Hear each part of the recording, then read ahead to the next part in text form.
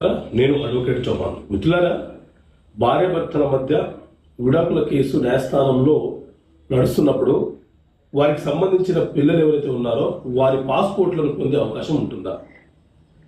So passport అధికారులు రీసెంట్గా కొన్ని అంశాలను ప్రజలకు తెలియపరచాలన్న ఉద్దేశంతో తెలియపరుచున్నారు.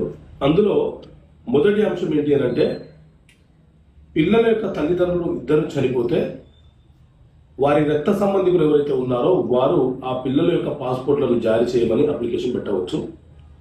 ఒకవేళ భార్యాభర్తలు ఇద్దరు కూడా విడాకులు కోరుతూ కేసు న్యాయస్థానంలో ఫైల్ చేసినప్పుడు ఆ విడాకులకు సంబంధించినటువంటి కేసుతో పాటు ఆ పిల్లలకు పాస్పోర్ట్ జారీ చేయాలని న్యాయస్థానం అనుమతించి ఆదేశాలు ఇస్తే ఆ మైనర్ పిల్లలకు పాస్పోర్ట్ జారీ చేసే అవకాశం ఉంటుంది. ఒకవేళ ఆల్రెడీ భార్యాభర్తలు ఇద్దరు కూడా చట్టబద్ధంగా విడిపోయి ఉంటే న్యాయస్థానము